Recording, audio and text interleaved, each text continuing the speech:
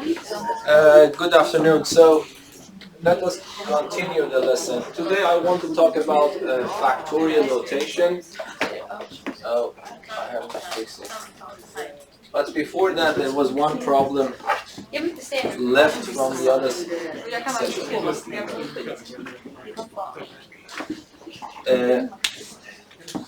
So what was the question? Do you remember we had one question? A controversial one, yes. We couldn't actually finalize it in time.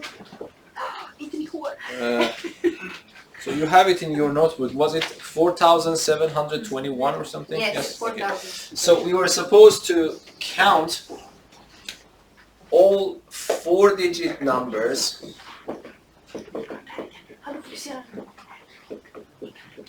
So let me call that A, B, C, D. Yes? Assume that this is 4-digit number. It is not multiplication. Usually in mathematics books they write a line on top of that so that you understand that it's a 4-digit number rather than the product. But here we know what we are talking about, 4-digit number. So this is the first digit, second digit, third, and the fourth digit. So assume that I want to count the number of 4-digit numbers so that A, B, C, D are distinct.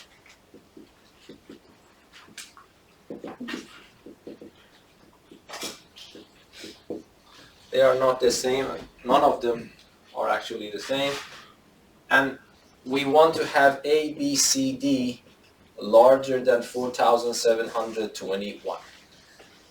I would recommend, if you don't mind, let me just present my way, and then we can probably discuss why yours might not be true, or we can discuss about that a little bit.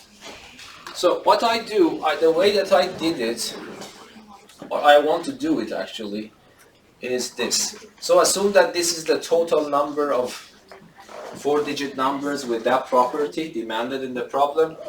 I started considering some cases. So I consider the case, because I want to have a number larger than this. So there are some numbers like this, A, B, C, D. So let me write it in this way. A is greater than or equal to 5. Yes? This is one possibility, yes? Because if A is greater than or equal to 5, then this is automatically satisfied. I really don't need to care about others, yes? But there is another possibility, is that A is equal to 4, yes? But the second digit is greater than or equal to 8. Yes? Another scenario is that A is 4, B is 7, but C is greater than or equal to 3. And finally, A is 4, B is 7, C is 2, and D is greater than or equal to 2. So, at least I hope that my strategy is clear. Might be that I am making the problem harder. Might be you can combine and count them. But to make sure, I hope that you agree. First of all, there is no overlap between these categories, yes? This is not possible that I have a number that lives in this part and this part. Or a number that is here or there. A number that is here and simultaneously there. Do you agree that this is not possible, that I have any kind of overlap between these parts? And then I hope that you agree with me if I I'm considering all possible scenarios. Yes or no?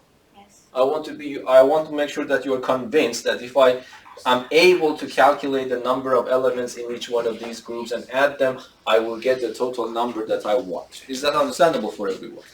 Yes or no?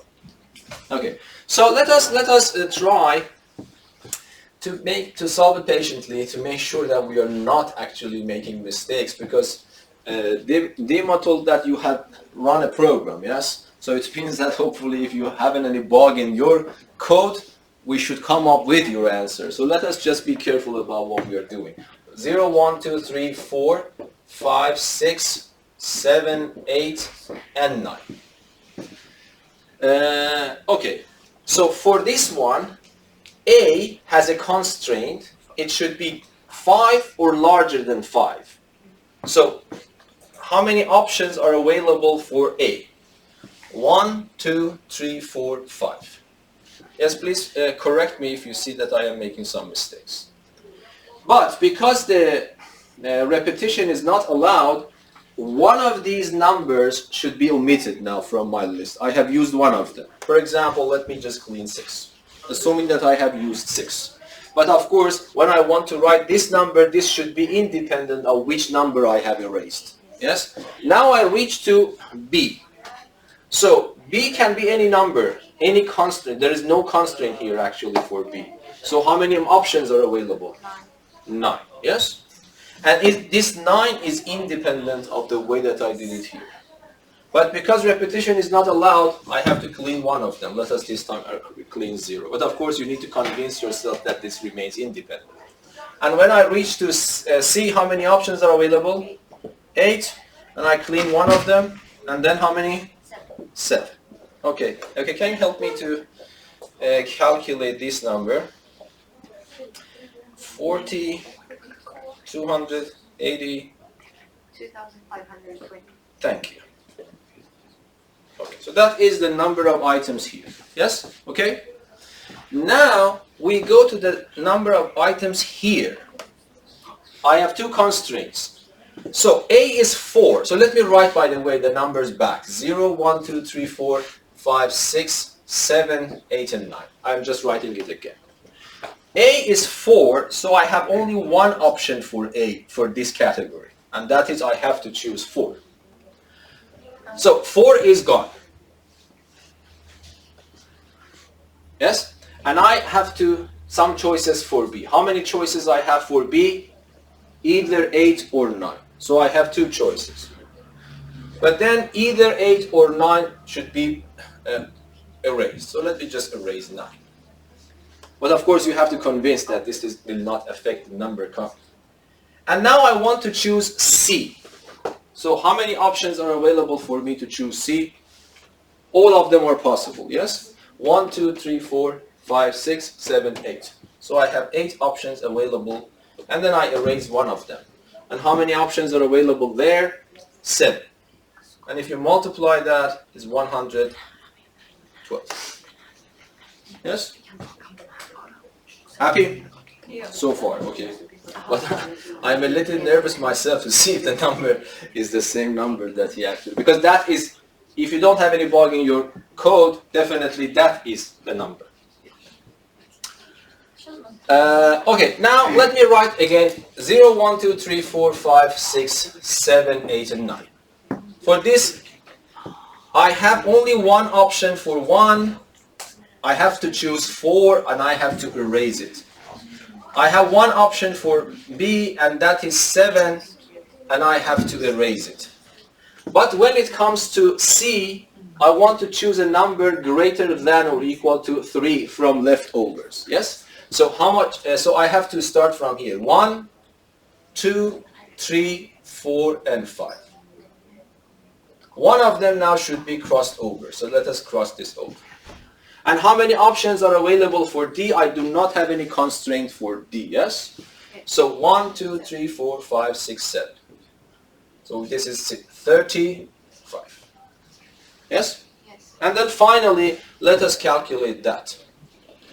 One option, so let me write 1, 2, 3, 4, 5, 6, 7, 8, 9. One option for A, I have to choose 4, I have to erase it. 7, one option, I have to erase it. C, one option, I have to erase it. But D should be a number from leftovers, larger or equal than 2. So I cannot choose them. So 1, 2, 3, 4, and 5. So there are 5 left. Now if we add them, if I haven't done any mistakes, if you don't mind, you can use your calculator to help me to add these 4 numbers.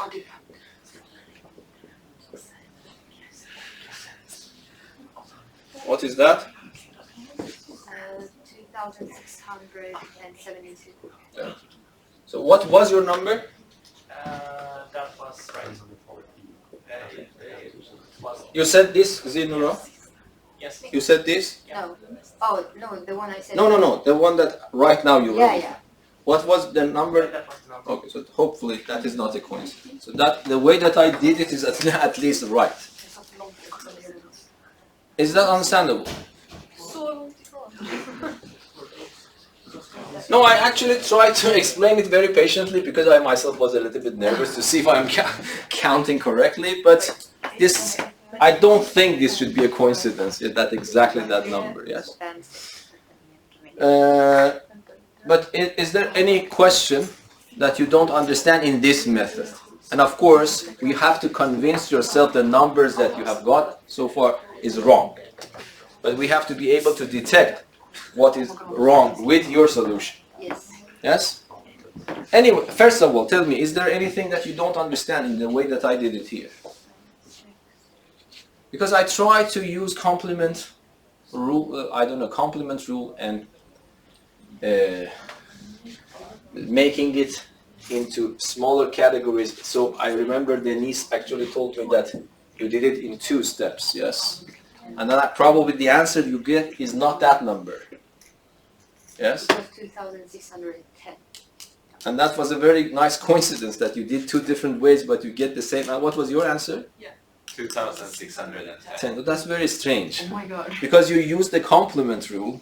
No, we use the same. Ah, you are using the same idea. Okay, so let us see then what, so I don't know, so is there any number that you are missing in your calculation? Because your number that you told me is less than this. Yeah. How much less? 62 less. Yeah. So you are actually ignoring 62 of these numbers. Can you see in your own method which numbers you are not considering? Even if you can find one of them, probably that is enough for showing that your method is wrong.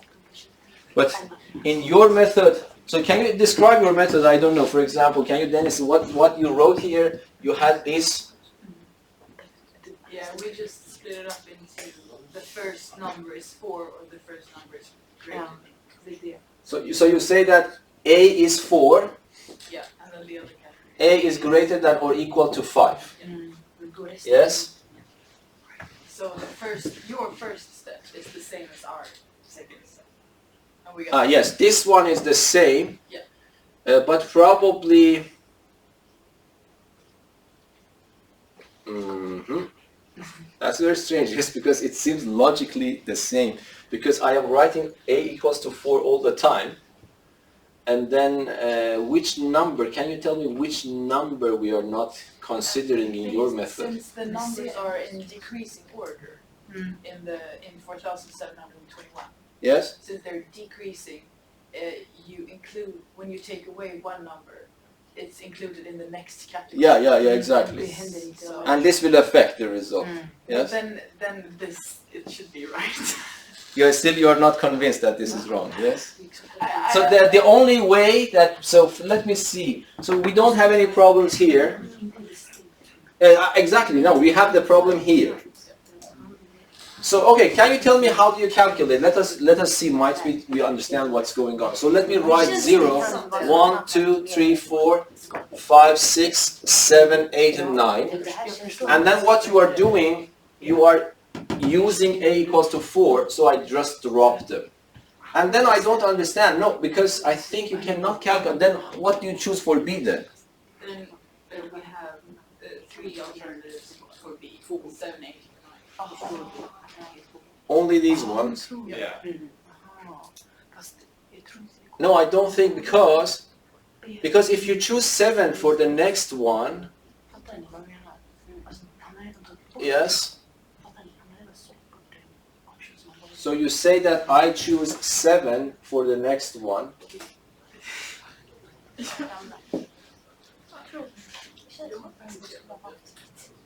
So, okay, so you say that you have 3 options here. So 7, 8, or 9. So let us assume, so let us choose like this. 1 option, 4. 3 options, assume that you have chosen 7.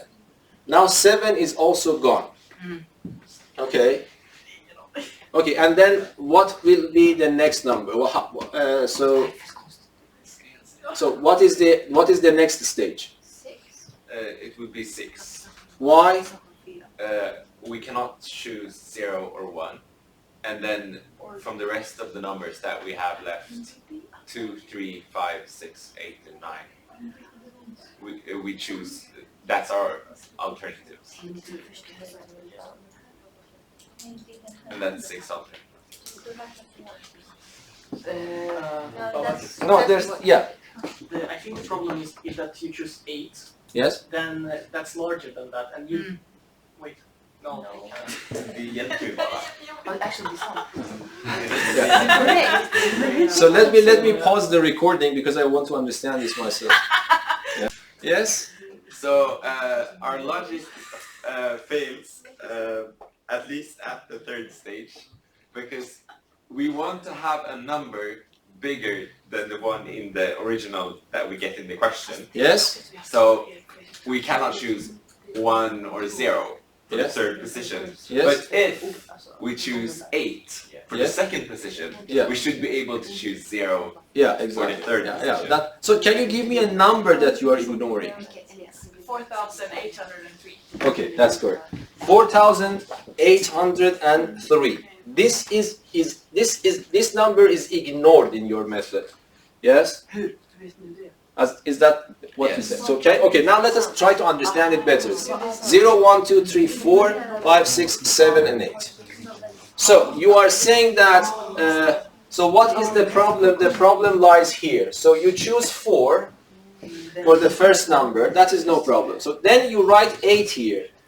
So in your method you write 1 times how much you said? 7. And then you wrote what? 1 multiplied in the previous- by 3. 1 times 7, because you have only one option for the first one in this case. You told me that we have 7 options. Yes, you are. We have 3 options. 3 options, yes. And then, how many options you said you have for the third choice? 6 options, And then 5. and then 5. Okay. So why, can you tell me why you are ignoring this? This one is correct, so we don't have any problems with that. For 3, you are telling that you choose 8. Yes? So one of the options you told is actually, yes, that is 8, that is a 4. But when you said 6, We were excluding 0 and 1. which you shouldn't exclude. No. Yes? That's exactly, yes. It isn't independent. Yeah, exactly. So that is the reason. You see that sometimes it is really hard to realize that this is independent or not. So that's correct, because what you are doing, you just, the next stage you wrote 6, and then you didn't consider 0 and 1. But in principle, you can have a 0 here. Still your number is larger than 4,700, whatever it is.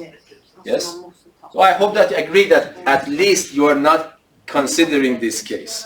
And if you look closer, you will get 62 numbers that you are not considering. Yes, is that clear? But this is the nature of these kinds of problems. They are easy to state, but probably very confusing if you really want sometimes to solve them. But at least, I recommend you to be always on the safe side. If you add more categories, it is better to lose it. But of course, the fun part is that if you can do it simpler.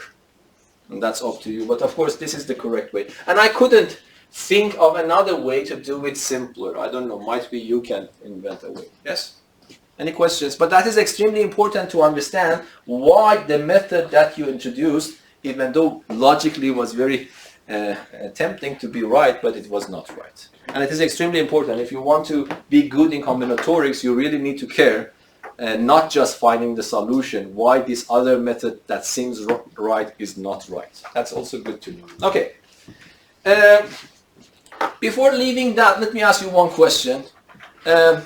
In a standard checkerboard, 8 by 8, how many squares are there? No, 64 squares are 1 by 1. Yeah. But you can have 2 by 2 or whatever. Oh. Yes? So you want to consider all cases and tell me in total how many squares we can build up in a standard checkerboard. Nej, det var inte samma för de Yes? sidorna måste vara 3 by 3. Den här har man kan ha.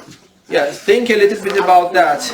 You see, we are solving, actually this, do you agree that this problem was actually a hard problem? It was not trivial.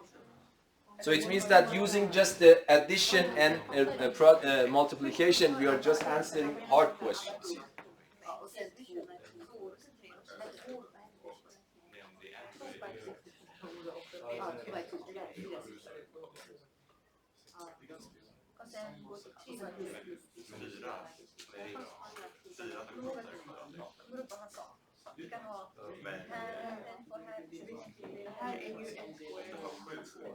Okej, vi måste börja köra då. Okej, let's go.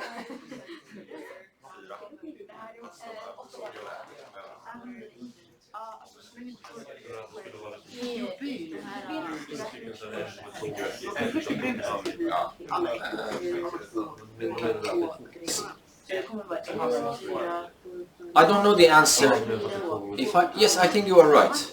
I don't remember exact number, but I think it was around that number. Okay, can you defend yourself? Yeah. Yes, how? So, let's say we have 8 different stages. Okay, so let me just somehow try to draw a standard one here. So 1, 2, 3, 4, 5, 6, and 7. So now we have 8. 1, 2, 3, 4, 5, 6, one more, yes? So, assume that this is a standard checkerboard. Okay, you want to count all of them, yes? The logic is that if you count 1 by 1 squares, there is 64. 64? And when you go over to 2 by 2 squares, there is 7 ways you can place it in the horizontal axis, 7 ways in the Exactly. The logic is clear. And then don't overlap, because if you have a 2 by 2 square, it is not possible to reconsider it again when you are calculating 3 by 3 squares. So it means that the sum rule and the product rule are both applicable in this case. So that's completely right. So the number of, so let me just write it like this. How many 8 by 8 squares are there? 1, yes? 1, yes. So how many 7 by 7 squares are there? So you see 7 by 7, I need 7 units on a horizontal line and 7 units on the vertical line. But in how many ways I can choose 2 points with 7 units distance between them? 2. 1 here, 1 there. Yes? Yes. And I can do the same thing here. 1 here, 1. So it means that for that 7 by 7, I have 2 choices for the points on the horizontal line, and 2 choices for the points on the vertical line. So if I want to do them together, it becomes 2 by 2. And of course, this is also 1 by 1. Yes? And then the next one, it is 3 by 3. The next one is 4 by 4, and finally 8 by 8. And this becomes a 1 to the power of 2, 2 to the power of 2, up to 8 to the power of 2. And of course, I told you that's a good formula to know.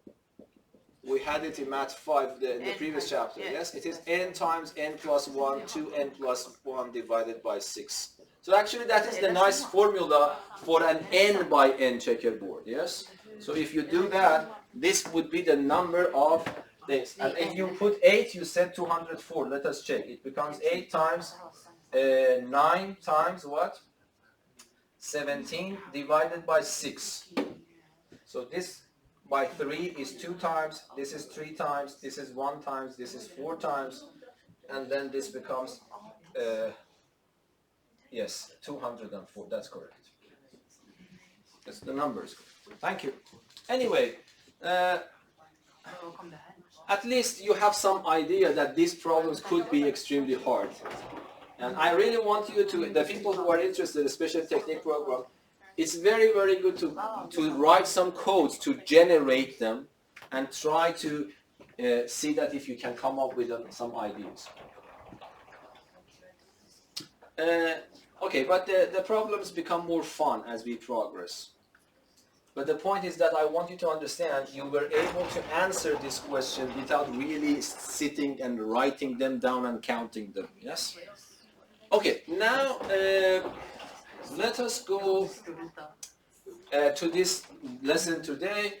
I don't know if you see, there are many times in combinatorics that the product of consecutive integers appear. I don't know, for example, you see you have some, of course here on the board we don't have such a thing here, but yes, you can say, for example, here you see I have 3 consecutive numbers multiplied together. So this usually happens in combinatorics, that you have to have the product of consecutive integers. So it is, mathematicians actually see that this happens quite a lot, so they invent a symbol for that, and that is the factorial symbol. So, and that is just exclamation mark. Yes, we put something like this, and I have a number, I put n, and I read it n factorial. And then n should only be these numbers, 0, 1, 2, 3, 4, etc. Yes? So that is read n factorial, or factorial of n, and n should be 0, 1, etc. And 0 factorial is semicolon equal to. Semicolon equal to means defined to be equal to 1. You can consider it as a convention, but the reason that there is this convention is there, you will see why. This is a good convention to choose. And then you have 1 factorial, again is the same. 1. But if I tell you 2 factorial, it means that you start from 1, multiply natural numbers 1 by 1 until you reach to this number. So 2 factorial is nothing except 2. 3 factorial is you start from 1, multiplying consecutive natural numbers up to this point, and you get 6. Yes? And then you get 4 factorial is 1, 2, 3, 4, it's 24. And of course, if I ask you 5 factorial, do I need to start doing everything from scratch? The answer is no, that because I already know 4 factorial, I just multiply it by 5. It becomes 120 factorial. And let me write 6 factorial. It is 1 times 2 times 3 times 4 times 5 times 6. It is 720. And I have one more in my memory. Okay, 7 factorial is 1 times 2 times 3 times 4, 5, 6, 7. And it becomes this. Yes? And then of course you can continue this list. What I want you to understand, first of all, factorials are also growing they become very big immediately. Not as exponential functions, but they're also growing very rapidly. For example, if I go to 8 factorial, the 8 factorial is how much? No, 8, what? That number times 8. That number times 8. If you multiply this number by 8, it becomes 40,320. So you see that the gap becomes bigger. Yes? The gap immediately becomes bigger. So that is very simple. But that I just want you to say that this is just a mere notation. Many kind of these products will appear, as we will see. So we have just agree on a notation to write them more compactly. And in the exam, usually I don't care about the final number. When you just write your number as a factorial form, I agree with that, unless I ask you explicitly to give me the number. So this is what we want. And then, of course, as you said, Amanda just mentioned, you multiply this number by 8, you get 8 factorial. So in principle, this is a very simple but a very nice rule, yes? If I have n factorial, I can always write it as the factorial of the previous number. How? I just take n and multiply it by n minus 1, whatever it is, factorial. Yes? Is that understandable? Or I can write it like this. I can take n, I can take the previous one, n minus 1. Then if I want, I can write n minus 2 factorial. Yes? That is, I want you to understand. This is the very simple but important property of factorials. Yes? So I just want to understand, do you agree that all these equalities are true? Yes? For example, if I ask you, what can I write for 7 factorial? You can write it 7 times just 6 factorial. You can write it as 7 times 6 times 5 factorial. If you want to, you can write it as 7 times 6 times 5, but times 4 factorial. And you can continue this list. Yes? It's a very, very trivial property of factorials. Is that clear for everyone? Okay. So now let us just, today I want to spend a little bit of time to explore about this.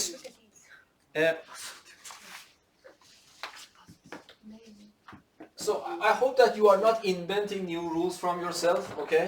So 5 factorial plus 2 factorial is not 7 factorial, yes?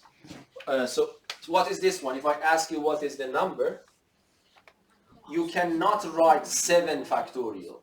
You have to calculate 5 factorial, which is on the board. You calculate 2 factorial, which is still on the board. And then you add them, it becomes 122. And even for the product, don't invent rules, yes? 5 factorial, you can invent rules, but you have to prove them first. 5 factorial times 2 factorial. If I ask you to do this, again I have to do the same thing. 5 factorial is 120, 2 factorial is 2, you multiply them, it becomes 240. Yes? But if I ask you this, what do I mean by this symbol? As usual, a pair of brackets prioritize the operation. So this means that I have to add 5 and 2 first. The answer becomes 7. And then I put this operation of factorial in front. And it still is on the board. It's 5040, yes? Sometimes you have to simplify quotients of factorials. If I want to simplify this, of course you can calculate 7 factorial, you can calculate 5 factorial, and then divide them. It's not something very strange. But I want you to not to avoid that. What is the best way to do it? To use this property. Yes? I write 7 times 6 times 5 factorial, and I really don't care what factorial is 5 factorial is, because this is gone. And this becomes 42. It's extremely important to do it in that way rather than calculating these things separately. For example, if I ask you what is 11 factorial divided by 3 factorial 8 factorial, these kinds of things will appear a lot in combinatorics, as we will see. But let us just prepare ourselves for that. If I ask you to give me the numerical value for this, how do you simplify that? Of course, you can calculate all of them. And by the way, this is a button on your calculator. So you can find it out, and of course you can calculate this. But I want you to not avoid that. So if I want to calculate it, I break up this 11 factorial up to which point? I write 11 multiplied by 10 multiplied by 9 multiplied by 8 factorial. It's a good point to stop because this will cancel that one. And I know that 8 factorial is supposed to be cancelled, so I do not expand it. But I don't know there is no hope for 3 factorial, so I have to expand that. This is the way I think, yes? And then I say that this one and that one are gone. 3 and 9 3 times, 2 and 10 5 times. So what is that one? 165, yes? So you get the answers like this. So these kinds of fractions will appear a lot when we go. So this is why I just want to make you sure that you understand what I'm doing. Okay. Now, this is also good. So let me give you another example. This type of thing will also appear. So let me just give you one example. You see, when you have factorial, so 7 factorial, the starting point is 1, the final point is 7, and you have all of them. Yes? And of course, some people write it the other way around. Any way they write it, you have 1 and 7. Yes, at the end points. But what happens if I have this? Can I use factorial symbol to write this better? For example, let me write it like this. Write, so let me say 20 multiplied 21 multiplied by 22 multiplied by 23 multiplied up to multiplied by 100. Write this using factorial symbol.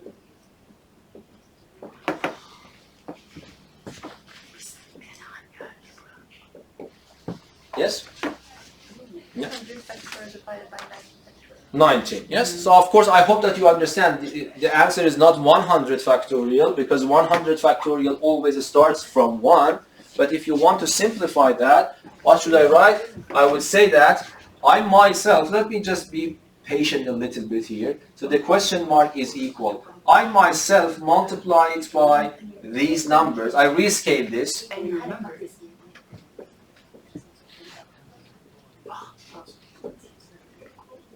Yes? And of course I have to divide by what I have multiplied not to change the result, yes? And then of course now if you look at the numerator, it is the product of all consecutive numbers, natural consecutive numbers starting from 1 up to 100, which I have a better symbol for that. It's just simply 100 factorial. And then here I have the product of the natural consecutive natural numbers, all of them, from 1 up to 19, so it becomes divided by 19 factorial. I really expect you to do it quickly as Amanda did, but this is the logic, yes? So you should be able to write even these kinds of products with factorial, yes? Okay.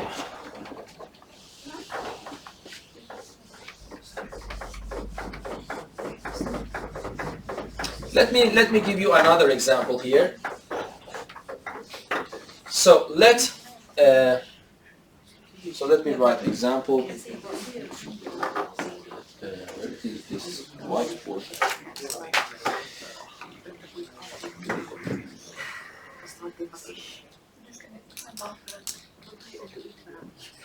Let n be a natural number. Let us write like that. N greater than or equal to 2 be a natural number.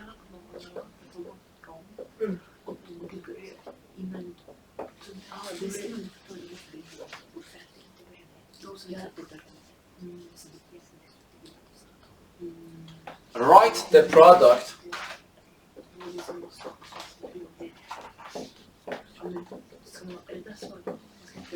one times 3 times 5 times 7 times up to 2n minus 1 using factorial notation.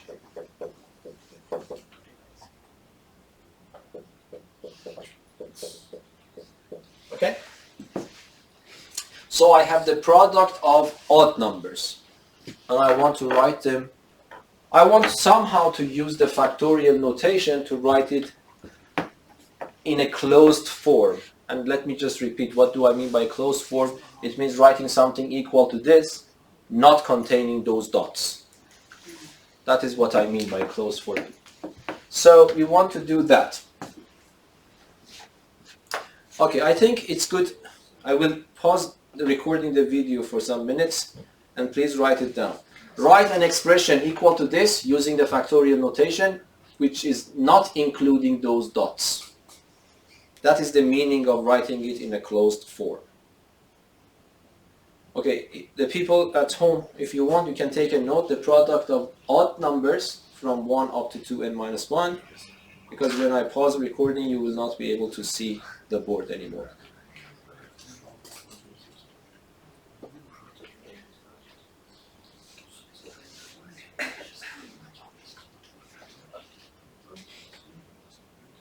Okay, what happened then? At least any suggestions? Because if you want to make a factorial involved, you have to have a product from 1 up to some point containing all the consecutive natural numbers. But which ones are missing here? The even ones are missing. So at least I would say that the starting point shouldn't be hard. So what I do, I write the question mark in this form. 1 times 2 times 3 times 4 times 5 times 6 times 7. And then I continue up to 2n minus 1. And let me multiply by 2n as well. Yes? I multiplied even numbers there. But I cannot change it unless I compensate for that by dividing it by the same thing, yes? So I divide by even numbers.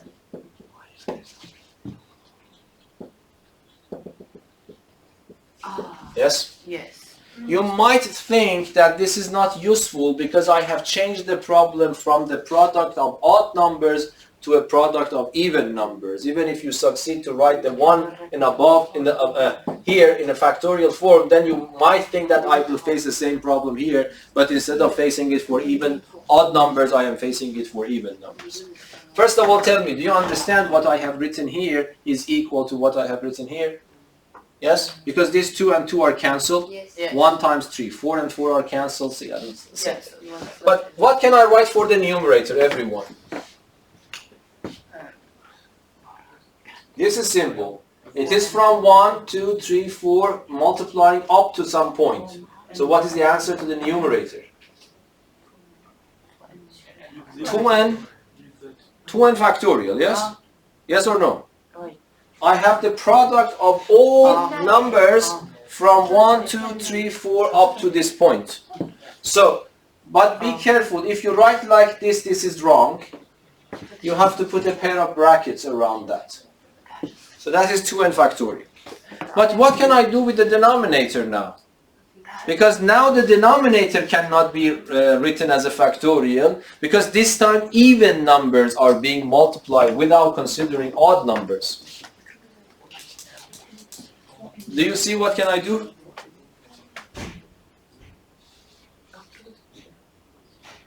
If you want, you can multiply odd numbers again back, but then this will not help you. There is a property that even numbers have, but odd numbers lack.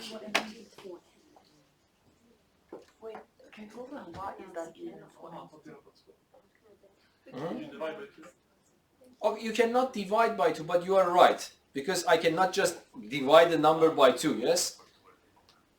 But the idea is correct. So, let us concentrate here on this question mark. So, this question mark is not good. So, let me give it a name, A. I want to find A. Instead of 2, I can write 2 times 1. I think that is what you meant. Instead of 4, you can write 2 times 2. Instead, I cannot divide by 2. Yes. But I can write it in a way that I can see 2. Yes? 6, I can write it as 2 times 3. 4, I can write it as 2 times 4. And then if I continue, of course, 2 times n is the last one. Okay, but still I want to hear from you what to do now. Yes? It's going to be 2 to the power of n times n factorial. Yes. Because I am multiplying a bunch of numbers. How I group them and how I order them doesn't matter in the product. So I choose to multiply 2's together. How many times? N times. But I multiply 1 by 2 by 3 by 4 by n.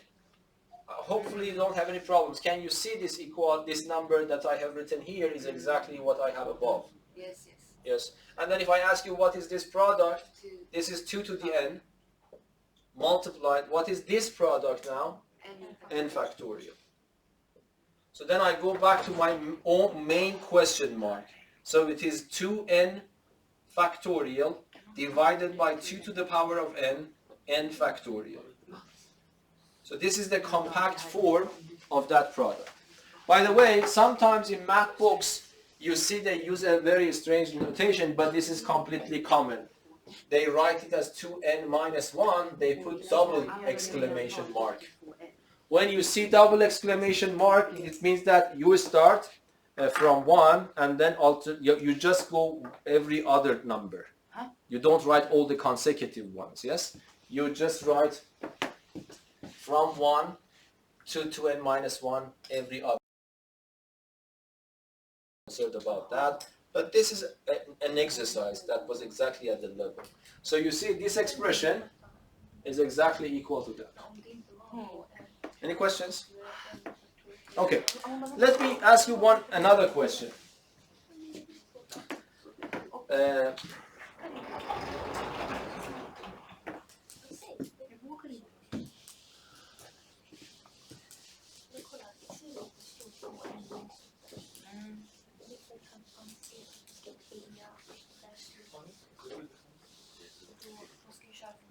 far, by the way, let me tell you something. So far, if I ask you what is minus 2 factorial, in high school this is not defined. We don't have any minus 2 factorial. And if I ask you what is 1/2 factorial, they are not defined in high school. But then later, probably, if you go advanced mathematics, you study something called the gamma function. So this gamma function is an extension of the notation of factorial, so that it includes negative numbers as well as fraction numbers. But for the high school, you will not ever see something like this or that. So whenever you see something like this, it is undefined.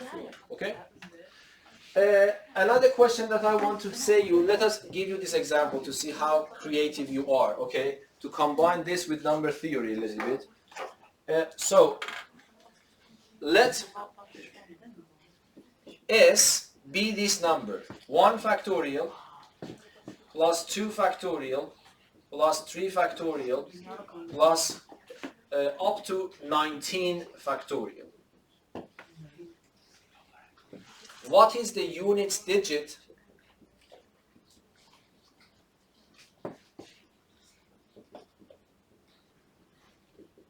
of S squared? Yes? So, I have the sum of these consecutive factorials from the first factorial to the 19th factorial. I call it S. If you calculate S, square it, it becomes a very probably big number. But I don't care. I just care about its units digit. Okay, and I want you to calculate for me the units digit of S squared, where S defined is in this way. Okay, I give you a little bit of time to think. The people at home, can you just, if you want, you can take a note, because I want to pause recording.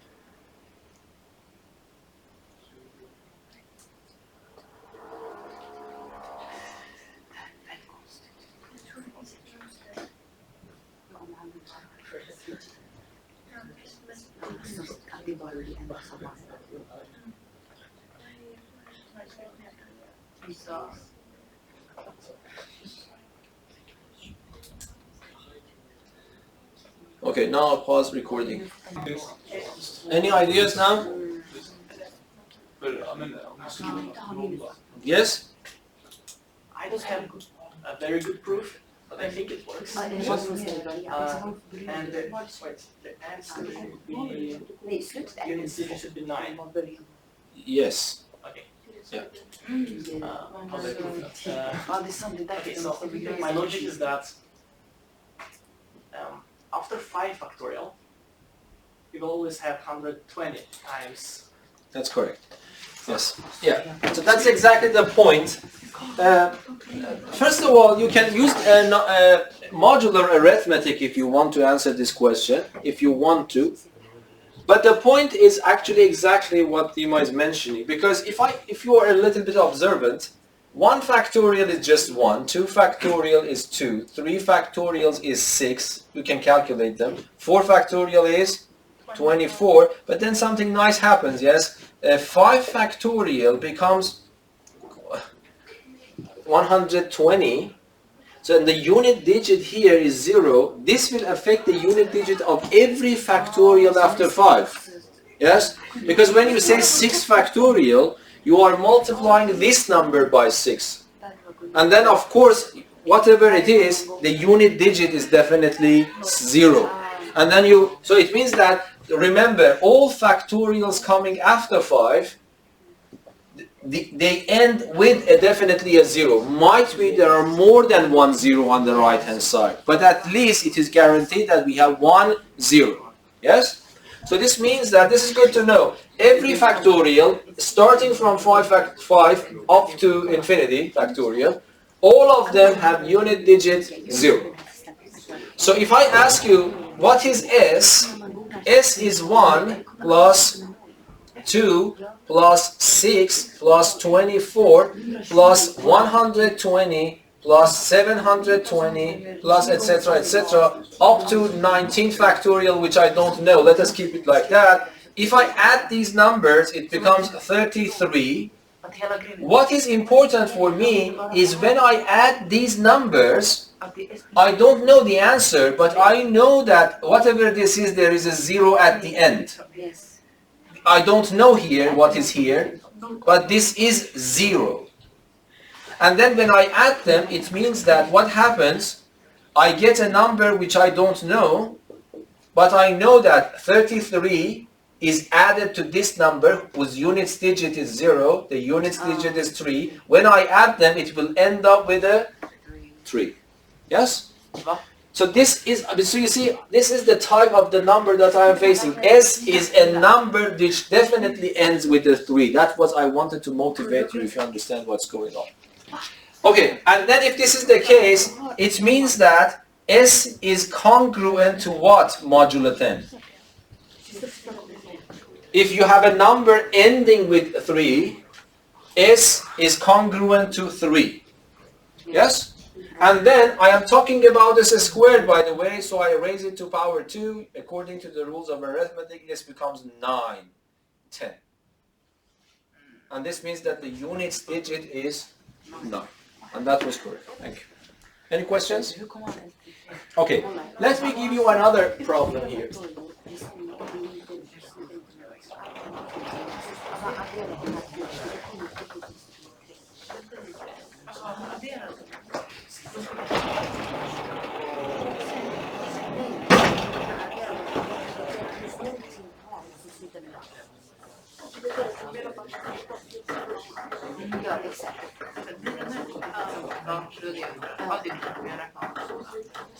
So, example, prove that for every natural number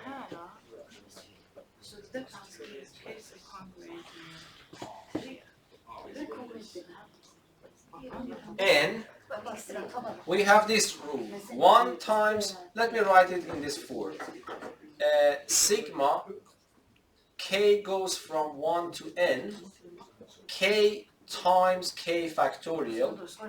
We want to show that this is equal to n plus 1 factorial minus 1. So in other words, if you don't like sigma notation, it means that you are supposed to prove this. You are supposed to show that 1 times 1 factorial plus 2 times 2 factorial plus 3 times 3 factorial. And if I continue this list until I reach to n times n factorial, this can be written in a nice closed form. N plus 1 factorial, whatever it is, minus 1. This is using the sigma notation, but actually I wanted to prove this equality for all n's. Yes? So if you, for example, if you want, let us calculate it on only 3 points. So 1 times 1 factorial is 1, 2 times 2 factorial is 4, 3 factorial is 6, times 3 is 18. If I add these numbers, it becomes 23. And then n is 3, so it becomes 3 plus 1 factorial minus 1. This becomes 4 factorial minus 1. This becomes 24 minus 1. This also becomes 23. We want to show that this is not just a coincidence. For any choice of number n, that series on the left is equal to this expression. So this is a closed form of this because it doesn't include the dots and it is equal to that. Okay, I want to wait for you a little bit to see why this is true.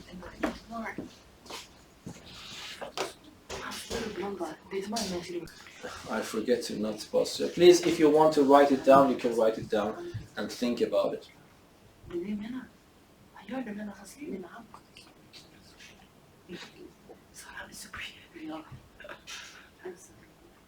Okay, vi förstår det.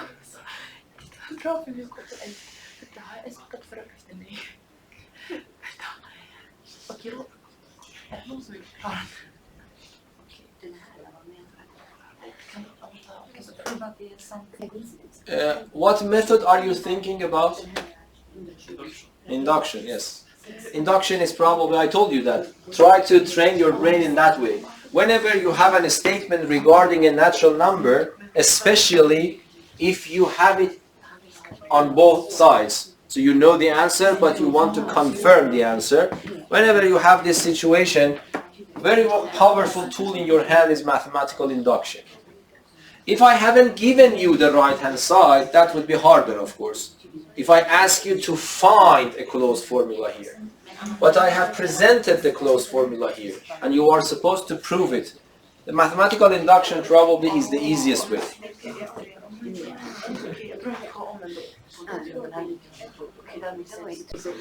Okay, let me solve the problem, because next time I want to talk about permutations, the next topic.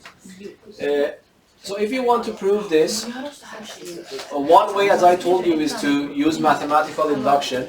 So let us consider this as the Pn statement. The first thing, because this is supposed to be for every natural number n, I have to check the base of the induction, the truth of the base. So it means that I need to check P1, n equals to 1. So the left-hand side becomes simply 1 times 1 factorial. This right side becomes 1 plus 1 factorial minus 1. Is it true or false? You see that this number is nothing except 1. Yes. And this number is also 1. Do you agree? Yes. So that is true. And then I assume that P is true for some natural number k. So what does it mean? It means 1 times 1 factorial plus 2 times 2 factorial plus 3 times 3 factorial up to the kth step is assumed to be true.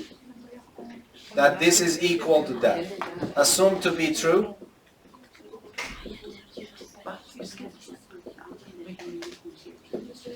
And now we want to show that for the next step that is also true. So it means that I want to consider P of k plus 1 and show that this is true based on this assumption. So let us first write the statement.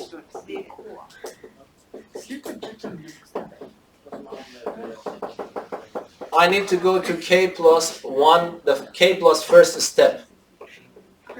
On the right hand side I will have k plus 2 factorial minus 1. I replace k with k plus 1 everywhere, and hopefully you have enough experience from the previous chapter that in these kinds of problems, when you write the k plus first step, it is instructive to write the previous step as well. But this is to be proven.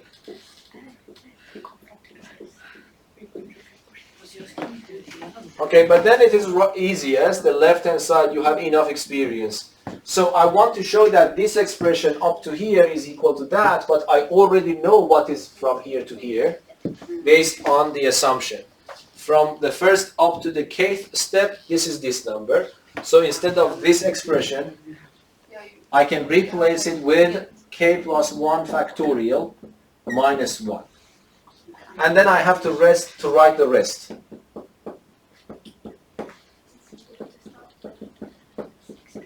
Yes? And then I have to convince myself what is now here can be simplified to the right-hand side. So what do you think I can do? Factorize between. So you see, I have a minus 1 here, which I need. So this motivates me to not touch this at all. But then I realize that I have two things in common here. And that is this expression. So I pull it out. So it becomes k plus 1 factorial. From this expression, only 1 is left. From that expression, k plus 1 is left. And then I have minus 1. Yes? But 1 plus k plus 1 has a better name. And that is just k plus 2. And instead of writing k plus 2 on the right side, I write it on the left side. So it becomes k plus 2 times k plus 1 factorial minus 1. And I hope that you agree with me that this can be written in k plus 2 factorial, yes? Because k plus 1 factorial is the product from 1 up to k plus first one. And then you are multiplying exactly by the next one. So it is k plus 2 factorial. Then it becomes k plus 2 factorial. And then you have minus 1 left. And that is exactly equal to the right-hand side. So one way to do this is mathematical induction. But as I told you, the weakness of mathematical induction is that someone has already discovered the formula, you can just confirm that.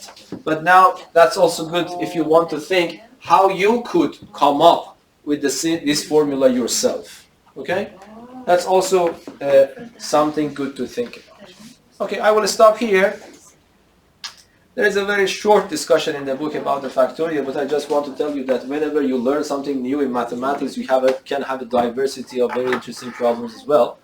But the reason that we brought this notation up, because we will face a lot of products that we want to write them in a compact form. And then next time I will talk about more interesting topic of permutation, which is a very important part of combinatorics. Any questions? Okay, thank you very much.